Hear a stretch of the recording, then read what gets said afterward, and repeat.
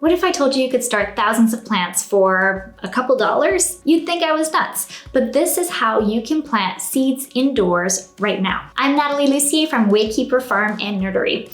So today I'm going to show you how you can start seeds indoor, even if you don't have a greenhouse or you don't have a good spot for them.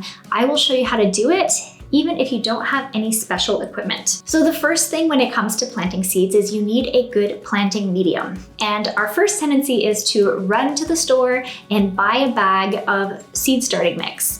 And while there's nothing wrong with that, that costs money. And it's one of the things that I realized fairly early on in my gardening journey, that we are constantly being told to buy things when we're trying to garden. You have to buy tools, you have to buy lights, you have to buy special planting pots, and all of those things really add up. And in my mind, it makes planting and gardening less sustainable because you're constantly running to the store to buy more stuff. So I highly recommend and personally use homemade compost as my seed starting mix. And you might have read somewhere that it needs to be sterile, and that's why you need to buy your seed starting mix from the store, or that it needs to have peat moss or have some other types of ingredients for your seeds to work. And that is absolutely not the case. What you need is a live soil, and that is what compost is. Because compost is often made through worm castings, where you have your food scraps with worms, or you might have compost outside, which will essentially attract more soil life and microorganisms, including worms potentially, to break down all of these things that you're putting for your compost. And by using a live seed starting mix, you may get one or two random seeds that pop up that you didn't plant. But chances are, if you made your own compost, those are seeds of things that you've eaten before. So if those grow, hey, that's a bonus. We've had tons of tomato starts from our own compost, and just those volunteer tomatoes tend to be really delicious. So I am not knocking that either. But of course, if you're worried about extra seeds, just let your compost go a little bit longer. So what we do is we have a worm bin that we have going all year.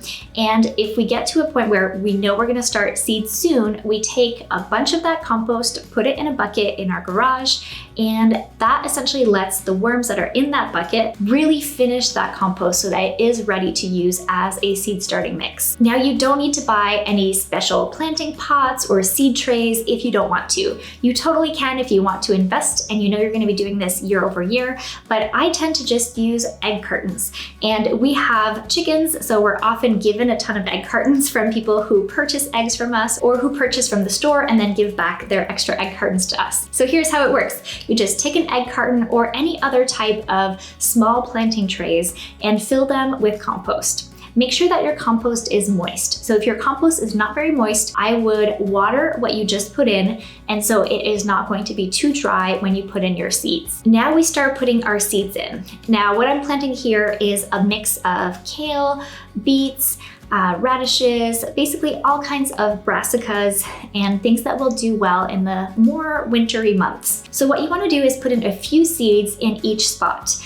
That's just in case the seeds don't germinate, but also in some cases, for example, like beets, if you plant multiple of them, once you transplant them out, they will start to push on each other and you can actually grow them out pretty close by. And if you realize that these seedlings are too close together, you can always snip them later or remove the extras. After you've put a couple of seeds in each hole, you'll want to go ahead and cover with more compost. At this point, you'll want to do your first watering, and you don't want to overdo it if your soil was already moist, but if it was a little bit dry, definitely make sure to water extra, because the key to having these sprout and really come out successfully is to keep this moist until the seeds emerge. So what I do then is put them in my seed starting area, which is basically just a shelf where I have some lights hanging over top. And what you can do is check on them every day to make sure they stay moist. And there are some great tips for keeping them moist if you live in a very dry area, like putting a piece of cardboard over the top so that the water does not evaporate. But in my case, I just check them every single day and just make sure that they stay moist by watering a little bit if I see that they're dry. And then in usually 3 to 5 days, you'll start to see the little sprouts come out.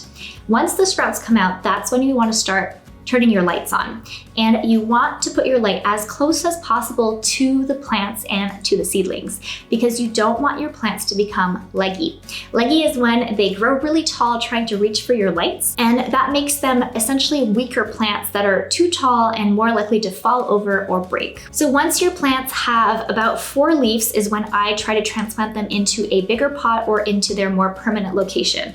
So you might be thinking, okay, why are you planting seeds so early in the year? Well, we have a fun surprise where we're actually building a greenhouse. So stay tuned for more videos about the greenhouse when it is fully done and ready to be shown. So definitely it is worthwhile to start your seeds indoors like this. It costs almost nothing. Seed packets can be maybe $1.50 or $2 depending on what kind they are. And you usually get thousands, if not hundreds of seeds, depending on what variety they are and how big the seeds are. So it is such a great way to go. It's super economical and it is a great way to have super flavorful, healthy food for yourself and your family. Now, if you want to know how to plant trees from seed, make sure to watch the next video on that here because I show you exactly how to do it, and you don't need anything indoors for planting trees. It all happens outside. You'll see what I mean when you watch that video now.